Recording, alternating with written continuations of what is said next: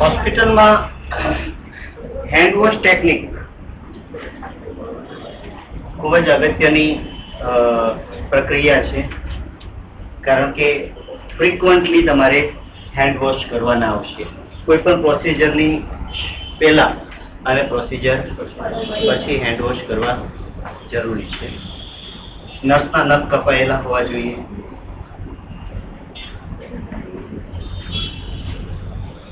Ring પહેરો છો તમે, બેંગલ, બ્રેસલેટ એટસેટ્રા જે કંઈ પહેરતા હો તો અહીંયા બ્રેસલેટ ના હોય ને, બ્રેસલેટ ક્યાં હોય?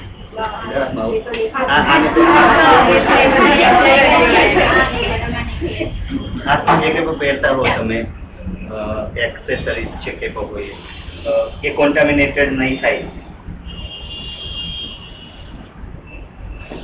એ રીતે ધ્યાન રાખો. મારો એક ક્વેશ્ચન હતો જે તે વખતે, હાથ આમ ધોવા જોઈએ કે આમ ધોવા? આમ ધોવામાં શું વાંધો?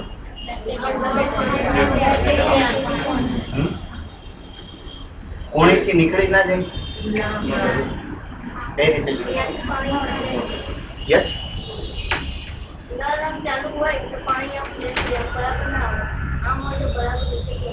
ઓકે, સરકીને નીચે આવશે. ગુડ. સોપ વોટર, ડિટર્જન્ટનો યુઝ કરી શકો. નેલ બેડ સાફ કરવા માટે, નેલ બેડ એટલે કયો ભાગ?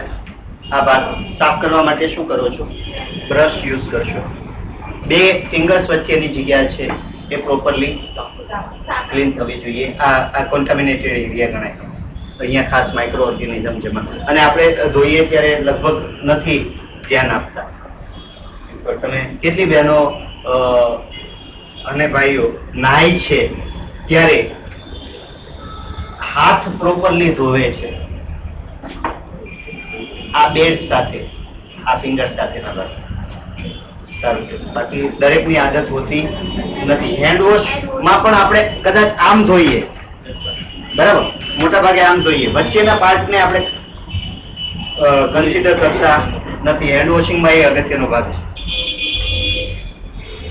એલ્બોથી હેન્ડ તરફ પાણી વહેવા દઈ, સ્ટરાઇલ ટોવેલથી હાથ લૂછવો. હાથ ધોતી વખતે સિંકને હાથ લાગવા દેવા નહીં. તો નળ કોણ ચાલુ કરશે ને નળ બંધ કેમ કરશો? સિંકને કે નળને હાથ લાગવા નહીં દેવાનો એવું કે છે. નળ બંધ છે નથી કરવાનું. હાથ ધોયા પછી બે બાજુવાળાને કહેશો બંધ કરવા માટે. યસ, એલ્બોથી બંધ થશે. ઓકે. અને ચકલી નાની હશે તો? ચકલી કહીએ ને ઉપરની, નાની હશે. ક્યાં નાની હોય? મોટી રૂમની અંદર હેન્ડલ જ મૂકેલું હશે, બરાબર. એલ્બોથી, હા, એમ જ કહું છું, દાંડી વાળું હેન્ડલ જ હશે જેને તમે એલ્બોથી. હું ક્યાં ના કહું છું મારા ભાઈ, હું તો એવું કહું છું કે મેં ઓપરેશન થિયેટર ની અંદર પાણી ભરવા માટે જે નળ આવે છે એવી સાદી નાની ચકલી મૂકી દીધી તો ચાલશે? નહીં ચાલે. ત્યાં એ રીતનું જોઈશે. હવે તમને પ્રકાશભાઈ ડેમોન્સ્ટ્રેશન આપશે હેન્ડ વોશના 6 સ્ટેપ. પેલું પામ ટુ પામ. અહીંયા ઉપર આવી જાઓ બધાને, અને તમે પ્રેક્ટિસ કરજો. હા બધા, મારે શીખવાનું છે. જરૂર પડે ત્યાં અહીંયાથી લઈ લેજો. સૌથી પહેલા નળ ઓપન કરવું. ડેટા જે કંઈ કમાય છે મને નહીં સમજાવું. સૌથી પહેલા નળ ઓપન કરવું. જે ડેડું સેવન તે કમાય છે પામ ટુ પામ રબ કરવું. સેકન્ડ સ્ટેપ આવશે સર. Right palm over left dorsum, left palm over right dorsum, બરાબર. થર્ડ સ્ટેપ બે finger palm to palm finger interlace. તમે એક કામ કરો, તમારા 6 સ્ટેપ્સ આપો. આ સિક્વન્સ બદલાય, બરાબર છે. સ્ટેપ નંબર 1 ડેટોલ કે 7 લઈને first step, second step scrub, બીજા hand left hand. Okay. Third step આવશે. ઓકે. પછી બે આંગળી નામ. Okay. 5 step. Okay 6 step. Elbow વડે પાણી આને જોવાનું આમ ઘસવાનું નો સર હા ઘસીને પછી એમ એલ્બો વડે પાણી લેવાનું. Okay these are three steps. બીજું કઈ એડ કરવા માંગો તમે? Okay fine. Number 1 palm to આમ કે આમ? અરે વાહ.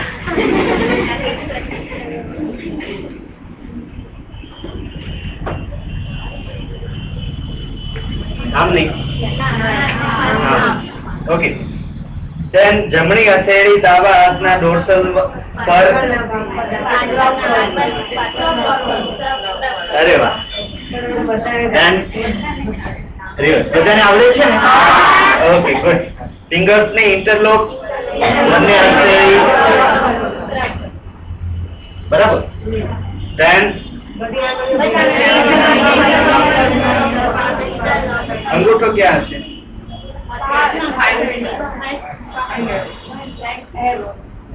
આમ કહો છો ને? ઓકે પછી આમ ફાઇનલી દળી દળીને કુલરીમાં ભરવું કહીએ ને. Okay then these are 6 steps. properly hand wash કર્યા પછી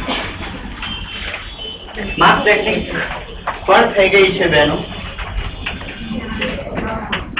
કે બાકી છે? માસ્ક પહેરવામાં ધાડ મારવાની નથી અને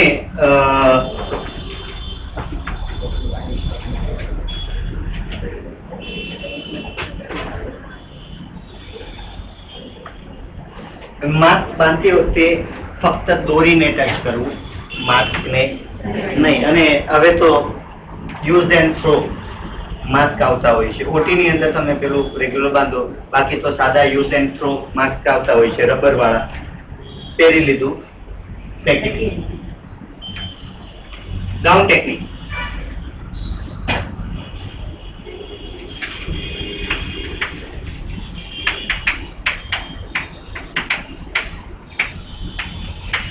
કોટ ટેકનિક અથવા તો ગાઉન ટેકનિક.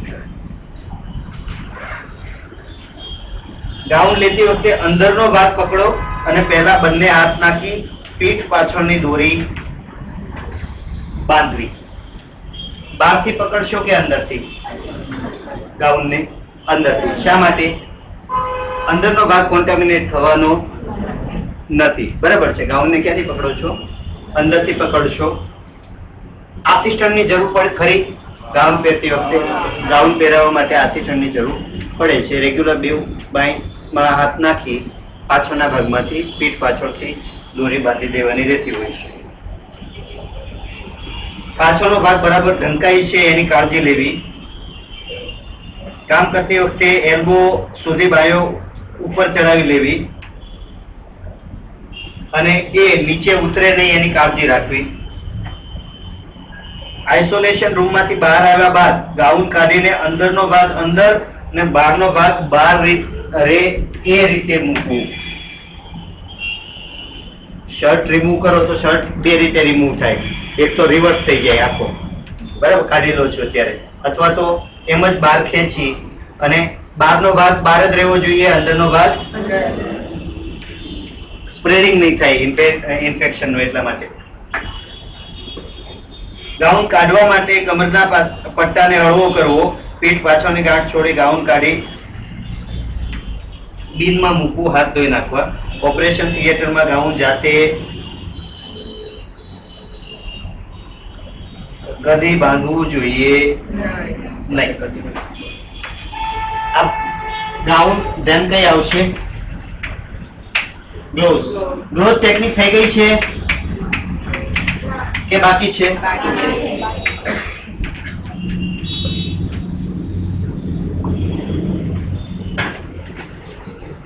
હવે મારે એકચ્યુઅલી હું સમજાવું એના કરતાં બેટર ઓટીની તમે પ્રેક્ટિકલની અંદર સમજાવું છે. ગ્લોવ્સમાં કંઈ બીજું હોતું નથી.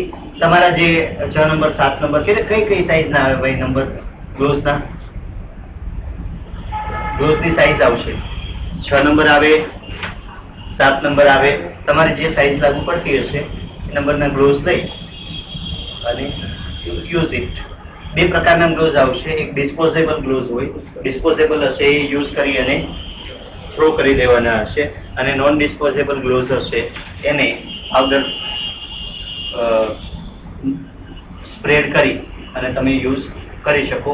ઘણી વખત non disposable gloves regular basis ઉપર ક્લિનિકમાં ને એમાં વાપરવામાં આવતા હોય છે, જ્યાં બહુ ઇન્ફેક્ટેડ પેશન્ટ્સની સાથે તમારે ડીલ નહીં કરવાનું હોય ત્યાં નોન ડિસ્પોઝેબલ ગ્લોવ્સ સાદી પ્રોસેસ માટે પણ ગ્લોવ્સ વાપરવાના હોય ત્યાં નોન ડિસ્પોઝેબલ ગ્લોવ્સ ઘણી બધી જગ્યાએ વાપરવામાં આવતા હોય છે. નોન ડિસ્પોઝેબલ ગ્લોવ્સને પ્રોપરલી ઓટોક્લેવ કરવાના રહેતા હોય. ઘણી વખત ઓટોક્લેવ કરવાના બદલે ડિસ્પોઝેબલ ગ્લોવ્સ વાપરવા સરવાળે સસ્તા પડતા હોય, એટલા માટે થઈને ડિસ્પોઝેબલ ગ્લોવ્સ મોટા ભાગે લગભગ અત્યારે તો નોન ડિસ્પોઝેબલ ગ્લોવ્સ કોની હોસ્પિટલમાં વાપરવામાં આવે છે? ખરા કશે હવે જૂના જમાનાના દવાખાના હશે કદાચ કોઈ, ત્યાં ડોક્ટર ચલાવ્યા કરતા હશે એક ને એક. બાકી લગભગ હવે કોઈ નોન ડિસ્પોઝેબલ ગ્લોવ્સ વાપરતું નથી. આ બધી ટેકનિક કઈ થઈ? Hand wash, mask, gown, gloves, આ બધાને શું કહીએ આપણે? મેડિકલ એસેપ્સિસ. આ બધાને શું કહીશું? મેડિકલ એસેપ્સિસ. શેના પર જઈશું હવે? સર્જિકલ એસેપ્સિસ.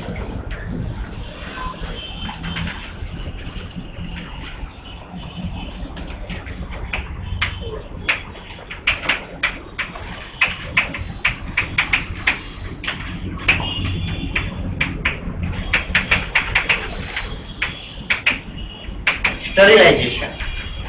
સ્ટરીલાઇઝ કરવું એટલે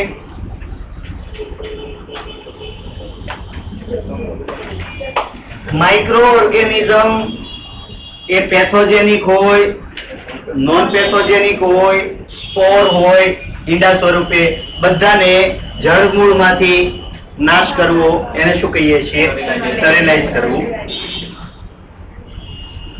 સ્ટરીલાઇઝેશન પહેલા મેડિકલ એસેપ્સિસ થાય એની કાળજી રાખો. વોશિંગ કરી લેવાનું. સાધનોને ધોવા જરૂરી છે ડિટર્જન્ટથી અથવા તો ક્લિયર વોટરથી, સોપ વોટરથી. કોઈ પણ સાધનને સ્ટરાઇઝ કરતા પહેલા યુઝ થયેલા સાધનને પહેલા વોશ કરી દેવાના. વોશ કર્યા પછી એને સ્ટરીલાઇઝેશન માટે મૂકવાના. 4 પ્રકારની સ્ટરીલાઇઝેશન મેથડ છે. એકને આપણે નેચરલ મેથડ કહીએ.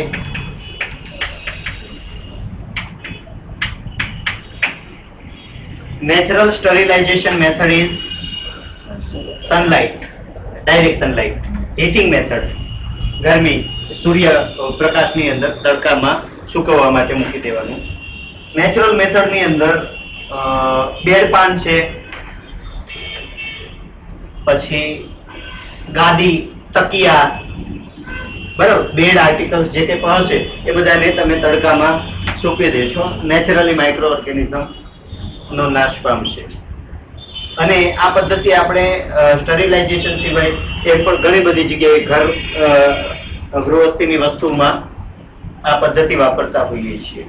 ગાટલા અને બધું જ તડકામાં આપણે સૂકવીએ છીએ. અનાજ પર મૂકીએ ને ધનેરા કે એવું કંઈક હોય તો એ નીકળી જતા હોય છે. સો નેચરલ મેથડ છે સૂર્યપ્રકાશની. બીજી પદ્ધતિ છે ફિઝિકલ મેથડ, સાયન્ટિફિક.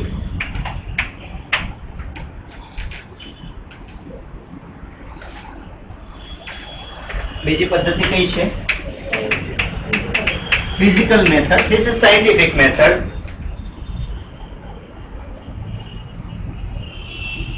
સાયન્ટિફિક મેથડની અંદર ભીની ગરમીનો ઉપયોગ કરવામાં આવે છે. પહેલી ગરમી કઈ હતી? સૂકી ગરમી. તડકો છે એ કેવી છે? સૂકી ગરમી. આની અંદર મોસ્ટ હીટ વાપરવામાં આવે છે. મોસ્ટ હીટ મોઇસ્ચર એટલે શું? ભેજ. મોઇસ્ચર એટલે ભેજ અને હીટ એટલે ગરમી. આને શું કહેશું આપણે? વરાળ દ્વારા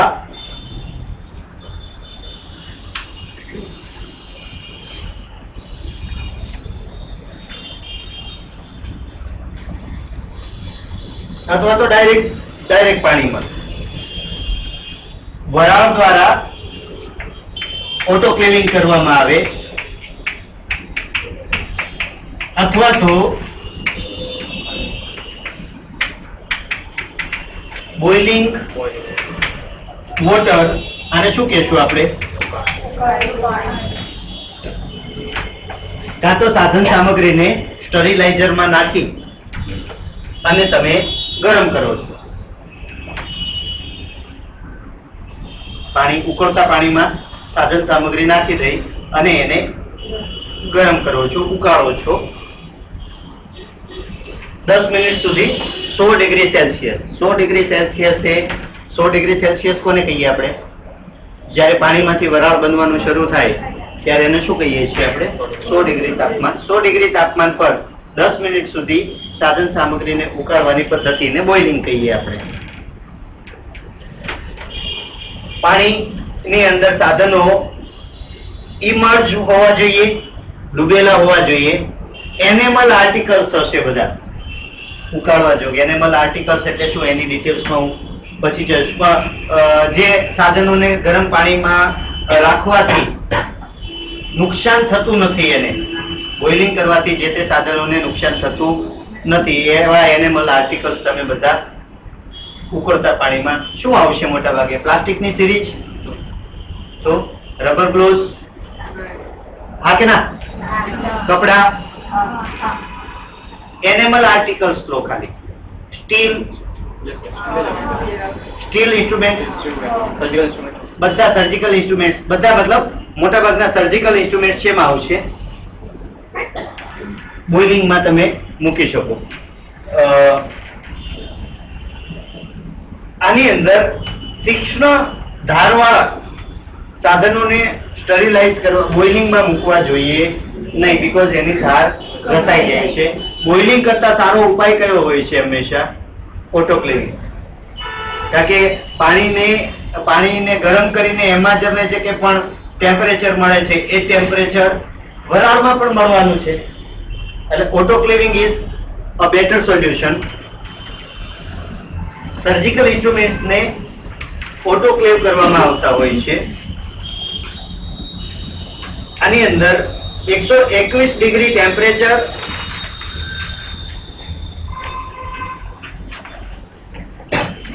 30 મિનિટ, 20 થી 30 minute depending on the article પર તમે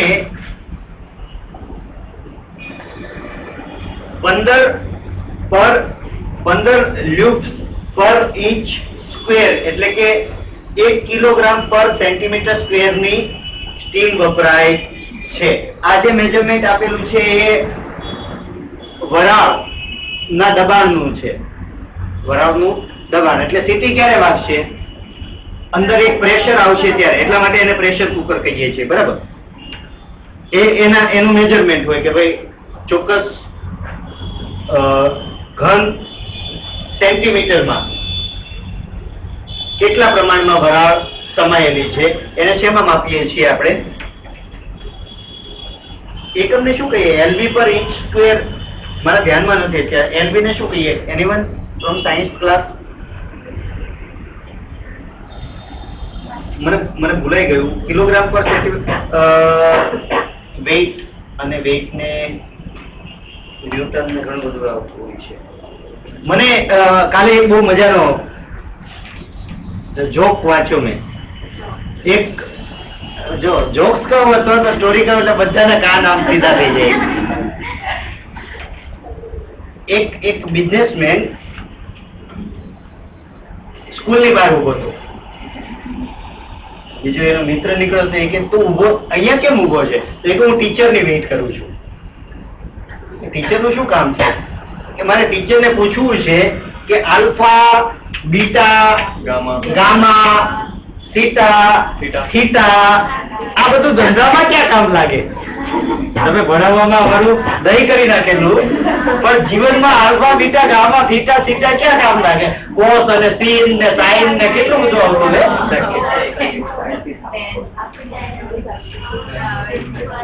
તમારા જીવનમાં cos sine alpha beta gamma theta ક્યાં કામ લાગે છે? એટલે આવું છે, ક્યારેક કામ લાગી જાય. પણ હવે આનું પ્રેક્ટિકલ સોલ્યુશન શું? કેટલા પ્રેશર પર શાકભાજીને તમારે બોઇલ કરવું જોઈએ કુકરમાં? એનું પ્રેક્ટિકલ સોલ્યુશન શું?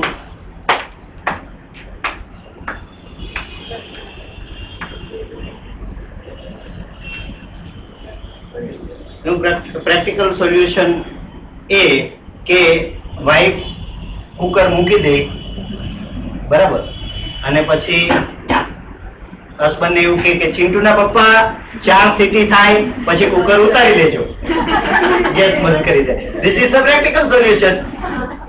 એમાં કેટલું પ્રેશર છે એ માપવા બેસવાનું હોય, નંબર ઓફ સીટી ગણી લો તમે, એટલે આવી જતું હોય છે. પણ એનાથી તમે ડેઈલી રૂટીન સમજી શકો છો. સાયન્ટિફિક એપ્રોચમાં જઈ શકાતું નથી, અને બીઇંગ અ નર્સ તમારે સાયન્ટિફિક એપ્રોચ ડેવલપ કરવો જોઈએ. 30 મિનિટ દરેક સાધનોમાં 30 મિનિટ જોશે? ના, ડિપેન્ડ. 20-30 minute, 15-20-30 minute. પણ જુઓ, અહીંયા સૌથી મોટું બ્લન્ડર થવાના ચાન્સીસ છે. આ ડોક્ટર તમારા ભરોસે મૂકી દેશે ઓટોક્લેવિંગ. તમે 5 મિનિટ જેવું તેવું કુકર ચાલુ કરીને બંધ કરી દીધું, ખબર પડશે? ડોક્ટરને ખ્યાલ આવશે કે પ્રોપરલી ઓટોક્લેવ થયું છે કે નહીં? કઈ રીતે? ના, ટાઈમરમાં એટલે એમાં કઈ ડોક્ટરને થોડો ખ્યાલ આવવાનો. તમે સાધનો પ્રોપરલી આર્ટિકલ્સને તમે ઓટોક્લેવ કર્યા છે કે નથી કર્યા. તમારી આળસના કારણે. આમાં આળસ કરવા જેવું હોતું નથી, પણ ઘણી વખત કેવું થાય, ઉતાવળમાં એક લોટ પૂરો કર્યો, બીજો લોટ પૂરો કર્યો. જો નંબર ઓફ લોટ્સ વધારે હોય તો ઉતાવળમાં તમે પ્રોપર ટાઈમિંગ આપતા પહેલા તમે જો સાધન સામગ્રીને બહાર કાઢી લો છો, તો માઇક્રો ઓર્ગેનિઝમ કઈ અંદરથી બહાર નીકળીને કહેશે નહીં કે હું હજી મર્યું નથી. બરાબર? ડોક્ટર બહારથી આવીને તમને પૂછશે નહીં કે 20 મિનિટ કે 25 મિનિટ સુધી તમે સ્ટરીલાઇઝર શરૂ રાખ્યું હતું કે નહીં, ઓટોક્લેવ પ્રોપર કર્યું છે કે નહીં. પણ એ જે માઇક્રો ઓર્ગેનિઝમ છે એ સાધન વાપર્યા પછી સામેની વ્યક્તિને ઇન્ફેક્ટ કરી દેશે. તમે બંડલ્સ ઓફ ન્યૂઝ સાંભળતા હશો. કેમ્પ થાય, કેટરેકના કેમ્પ થાય, મોતિયાના કેમ્પ, પછી લગભગ 100, 150, 200 જણાએ મોતિયો ઉતરાયો હોય, એમાંથી 15-20 ની આંખો જતી રહી. પછી અમુકને ઓપરેશન પછી કાયમી ધોરણે વિકલાંગતા આવી જતી હોય છે. પુષ્કળ પ્રમાણમાં આવા બધા ઇશ્યુઝ ઉભા થતા હોય છે. અને ઓનેસ્ટલી સ્પીકિંગ, ડોક્ટરનો દર વખતે વાપરીશ હું, દર વખતે વાંક હોતો નથી. એમાં મે બી કદાચ 50% ભાગીદાર તમે લોકો પણ હો છો, જેને આપણે ઇગ્નોરન્સ કહીએ છીએ. ઇગ્નોરન્સ એટલે બેદરકારી.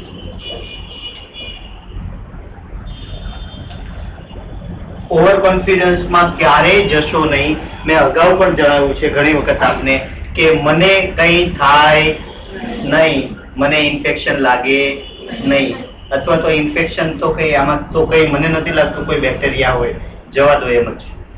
એવું કરી શકાય નહીં. એક વાસણ હશે મોટું, બરાબર, વાસણની અંદર અલગ અલગ લેયરમાં તમે અંદરના વાસણની અંદર સાધન સામગ્રી મૂકી દેશો ડ્રમની અંદર, અને બંધ કરી અને અલગ અલગ જે ગેજીસ આપ્યા છે એને પ્રોપરલી ઓબ્ઝર્વ કરી સેટિંગ કરી અને તમે સ્ટીમ દ્વારા સાધન સામગ્રીને ઓટોક્લેવ કરશો. તમે કહેશો કે મને આમાં કંઈ તમે જે કહ્યું એ સમજાયું નહીં, કશો વાંધો નહીં. ઓટોક્લેવિંગની આખી પ્રોસિજર તમને પ્રેક્ટિકલ વખતે સમજાવશે.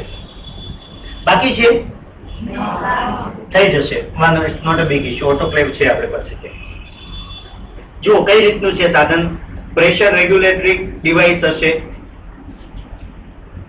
પ્રેશર રેગ્યુલેટિંગ ડિવાઇસ એટલે શું? વધારાની વાળા હોય, લિમિટ બાર હોય તો બહાર નીકળી જાય. પ્રેશર ગેજ હશે, શેના માટે?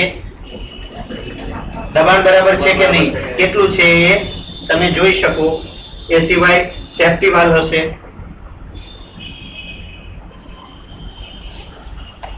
ઓટોક્લેવ લીડ હશે. એક સાધનો તમે એક કામ કરો, કુકરની અંદર જ જોઈ લો પ્રોપરલી. મેડમને કહેજો, એ શો કરી દેશે તમને. ઓટોક્લેવ બોડી બહારની અંદરનું ડ્રમ આમાં નહીં બતાવી. સ્ટીમ રિલીઝ અને વેક્યુમ રિલીઝ વાલ્વ અને outer tank. That is okay. અંદરના પાર્ટ્સમાં બહુ ડિટેલમાં જવાની જરૂર નથી. તમારા માટે અગત્યનું શું હશે? કાંટો. બરાબર. તમારા માટે અગત્યનું શું હશે? પ્રેશર ગેજ, જેના દ્વારા સ્ટીમ કેટલી છે એનો તમને ખ્યાલ આવશે. એક નેચરલ, બીજી ફિઝિકલ.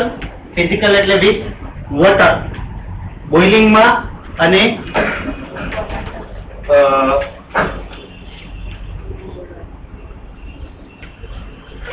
બોઇલિંગ અને ઓટોક્લેવિંગ બે મેથડ આવશે. Chemical method. ત્રીજી મેથડ કઈ છે?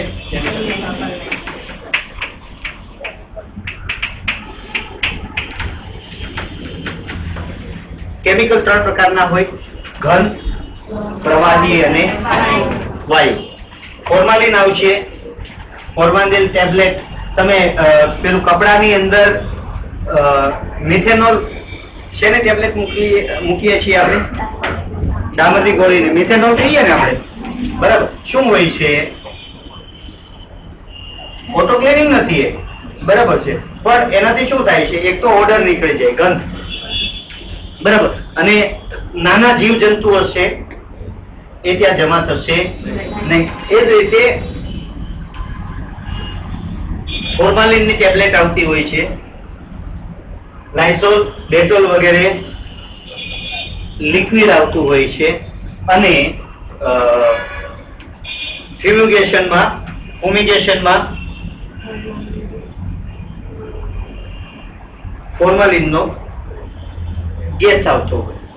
ગેસ સ્વરૂપે ટૂંકમાં ઓપરેશન થિયેટરને આખા ઓટીને તમારે ઓટોક્લેવ કરવાનું છે. તો પ્રોસિજર બધી પત્યા પછી શું કરવામાં આવશે?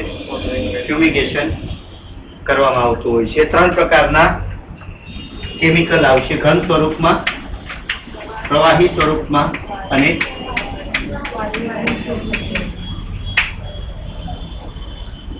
તમે કન્ફ્યુઝ થાવ છો આમાં? બધા છેલ્લે બધા કમ્ફર્ટેબલ છો? કારણ કે મને તો ખબર એ પણ નથી પડતી. મને અમારી આગળના 2, 3, 4 લોકો જે બેસે છે, 3 બેન્ચીસ પર બેસે છે, એ લોકો સમજતા હોય એટલે હું એવું માનું કે પાછળ પણ સમજ પડે છે. છેલ્લે સુધી પહોંચે છે હું જે કહું છું એ સમજ પડતી હે?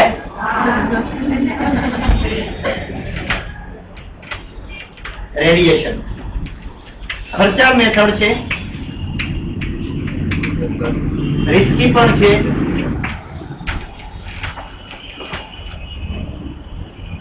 આઈવી સેટ, કેથેટર, રાઇસ ટ્યુબ આ બધા માટે થઈને, પ્લાસ્ટિકની મેથડ માટે થઈને રેડિયેશન દ્વારા ઓટોક્લેવિંગ થતું હોય છે. ખૂબ ફ્રીક્વન્ટલી કશે વપરાતી હોય એવું મેં પૂછ્યું. તમારી હોસ્પિટલમાં વપરાય છે ભાઈ? મેં બહુ વપરાતી હોય ફ્રીક્વન્ટલી એવું જોયું નથી. But it is one of the method. There are basically 4 methods of sterilization: natural, physical, chemical and radiation. આની સાથે આપણે યુનિટ નંબર 5 ને અહીંયા વિરામ આપીએ છીએ.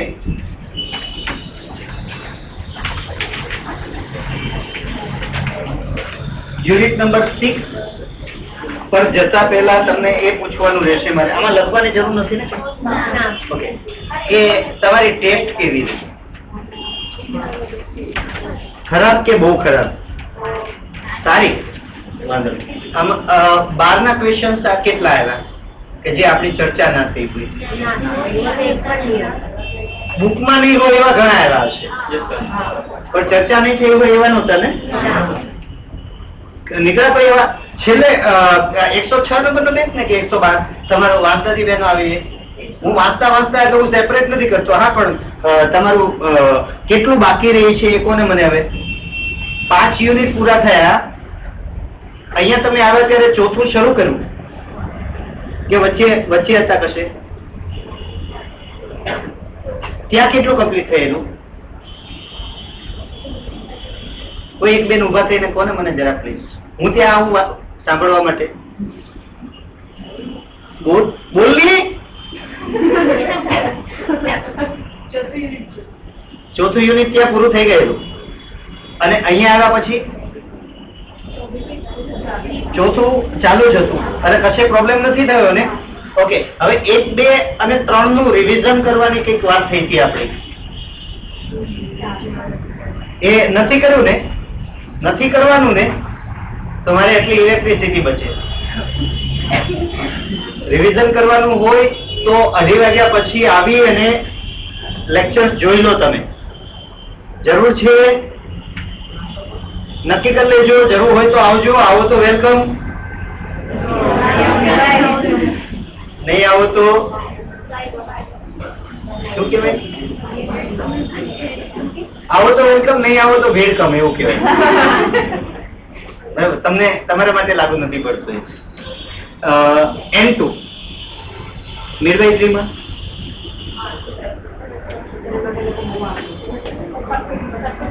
ત્યાં હેતલ મેડમ કરાવતા હતા ને મિડવાઇફરી? હા, બસ તો હેતલ મેડમ મિડવાઇફરી ઉપર બહુ ફોકસ કર્યો છે એમણે. અને એમાં પણ આગળ જ છો ને? પાછળ હવે આગળ જ રહેવાનું, પાછળ નહીં જવાનું. બરાબર, પાછળ બેસો એનો વાંધો નથી. N3 એટલે એનેટોમી.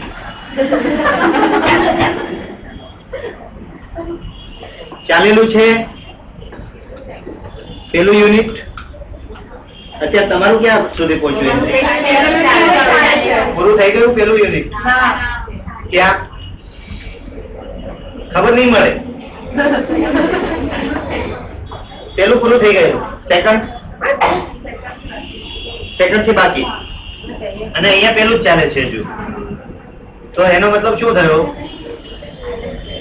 ત્યાં પણ આગળ છે, સિલેબસનો ઇસ્યુ નથી. 4 કોમ્યુનિટી શરૂ જ નહીં થયું હોય. થઈ ગયેલું? કોણ કરાવતું? હેતલ મેડમ. ક્યાં સુધી? 2 ચેપ્ટર એટલે યુનિટ 2 એટલે ટોપિક કયો આવ્યો? ટોપિક વાઇઝ છે, યુનિટ વાઇઝ નથી આપણે. એટલે ક્યાં સુધી થયું? Physical, mental health classification, indicators ને થઈ ગયું. ટૂંકમાં એ ઓન ધ ગો હશે, કઈ બાકી રહેતું હોય તો જોજો. N5 તો તમારું પણ વધારે નહીં ચાલુ હોય કદાચ. બરાબર, ઇંગ્લિશમાં એ છેલ્લે જ નિકિતા મેડમ ને યાદ આવે કે મારો કોર્સ અધૂરો છે. બાકી કામ એટલું બધું હોય છે ને કે નથી પહોંચી વળતા. યસ, હા, પીવાય ને ભાઈ. Cleanliness in the hospital.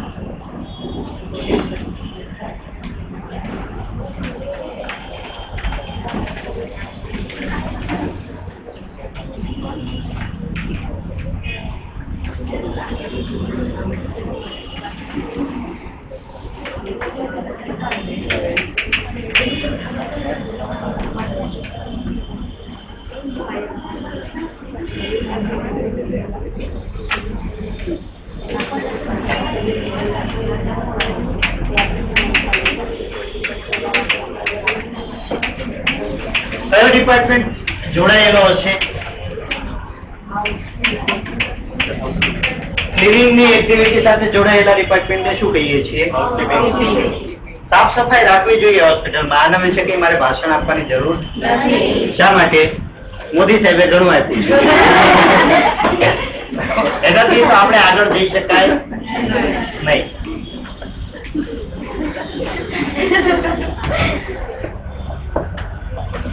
જેટલી સ્વચ્છતા હશે, અહીંયા સ્વચ્છતાને હું કદાચ ખાલી ફ્લોરની કે દિવાલની ચોખ્ખાઈ સાથે નહીં જોડું, પણ હવા, ની અવર જવર, પૂરતો ઉજાસ, ભેજ વગરનું વાતાવરણ, પ્રોપર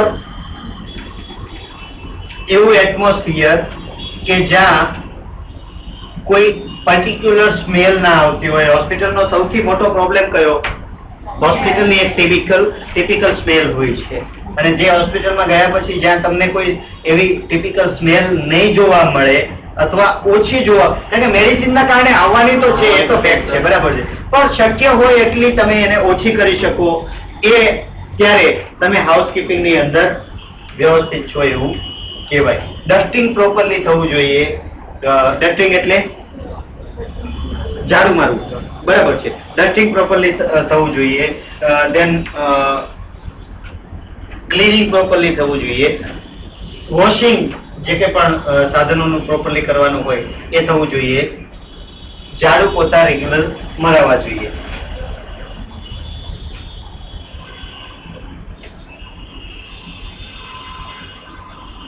સૌરાષ્ટ્રમાં જે કશે પણ જાઓ ત્યાં દાદર ઉતરો. અહીંયા પણ લગભગ ઘણી બધી જગ્યાએ એની જરૂર પડે છે. દાદર ઉતરો ત્યાં ભગવાનના ફોટા મૂકવા પડતા હોય છે આપણે ત્યાં, અને એમાં પાછા અલગ અલગ ધર્મના મૂકવા પડે, કારણ કે ભગવાનના ફોટા હશે તો મુસલમાનને થૂકવામાં વાંધો નહીં, બરાબર. પછી પાછા એમાં એટલા માટે અલ્લાહને મૂકી દેવા પડે પાછા ત્યાં, કારણ કે ખાલી અલ્લાહ મૂક્યા હશે તો હિન્દુ થૂકવામાં વાંધો નહીં.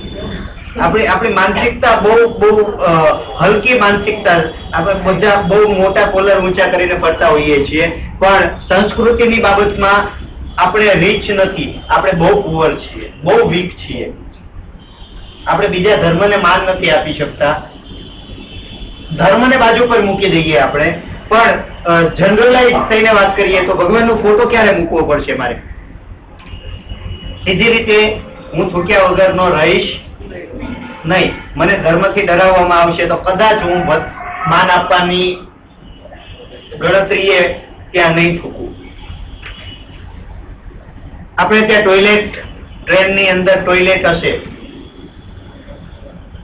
તો ત્યાં જે ટબ હશે એને સાંકળથી બાંધીને રાખવું પડશે.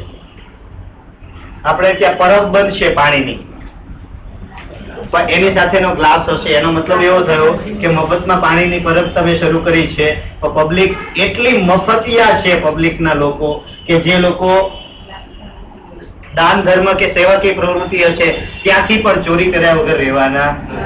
આ આપણી માનસિકતા છે. હું ક્રિટિસિઝમ કરું છું. લગભગ તમે કોઈ એ રેન્જમાં હશો નહીં, પણ પરિસ્થિતિ એ છે બહેનો કે આપણે સિન્સિયર નથી હોતા.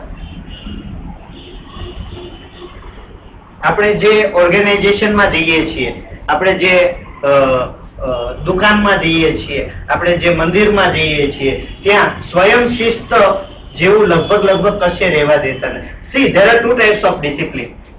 બે પ્રકારની ડિસિપ્લિન હોય. શિસ્ત બે પ્રકારની હોય. એક કઈ? સોટીવાળી. સોટી વાગે છમછમ.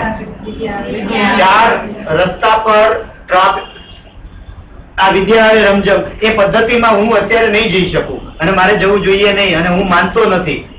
Why should I go for the penalty? હું તમને ભણવા માટેનું કહું તો તમારે ભણવાની ફરજમાં આવે છે કે મારે ભણાવવાની ફરજ આવે છે? મારે ભણાવવાની ફરજ કરી, પણ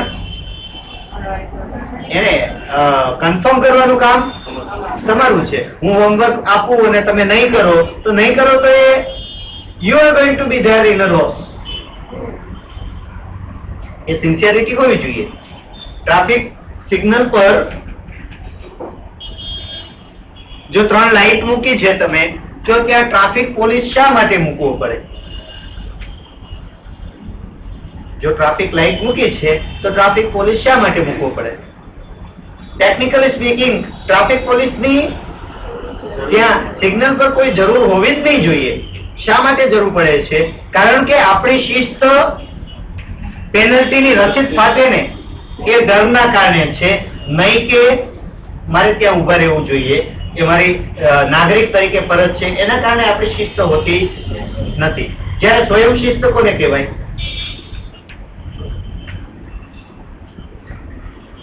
જાતે જે નિયમો, લાઇબ્રેરીમાં ગયા અને લાઇબ્રેરિયન તમારા ઉપર બૂમ પાડે કે ચૂપ મરો, ત્યારે તમે ચૂપ રહો. એના બદલે લાઇબ્રેરીમાં ગયા તો ત્યાં મારે અવાજ કરવો જોઈએ નહીં. એ બાબતમાં ફોરેનર્સ આપણાથી ઘણા આગળ છે. અને એ આપણાથી આગળ છે એટલા માટે આગળ છે કારણ કે એને ડરાવવામાં નથી આવતા. જ્યારે અભ્યાસ કરે છે ત્યારે એને સમજાવવામાં આવે છે. જ્યારે આપણને શું કરવામાં આવે છે? નાના હોઈએ ત્યારથી ડરાવવામાં આવે છે. શરૂઆત ત્યાંથી જ થાય. બાવો આવશે, ભૂત આવશે, પોલીસ આવશે, ઇન્જેક્શન મરાવી દઈશ, ડોક્ટર બધાને વિલન બનાવી દીધા. એટલે પેલો જયારે પણ ડોક્ટરને જોવે ને ત્યારે રડવાનું શરૂ કરે. મારી રીતે ઘણી બધી જગ્યાએ જાવ કે એટલું સરસ વેલકમ છોકરા સાથે, એટલું સરસ મજાનું ઇન્ટ્રોડક્શન કરાવે. ડોક્ટર અંકલ છે બેટા, જો જોઈએ ઇન્જેક્શન મરાવવું છે તારે? અરે પેલો પાસે આવતો હોય તો ના. સ્વયં શિસ્ત જરૂરી છે બહેનો. હું ફરી વખત આ ક્રિટિસિઝમ ને એટલા માટે કર્યું કે કશે આપણે કોઈ જગ્યાએ કચાશ મૂકતા હોઈએ શિસ્તબદ્ધ વાતાવરણ ઊભું કરવામાં, તો કોઈક આપણને ટોકે એની વેઇટ નહીં કરો. કશે કચરો દેખાય છે તો કોઈક બીજા લેશે એની વેઇટ નહીં કરો, જાતે લઈ લો.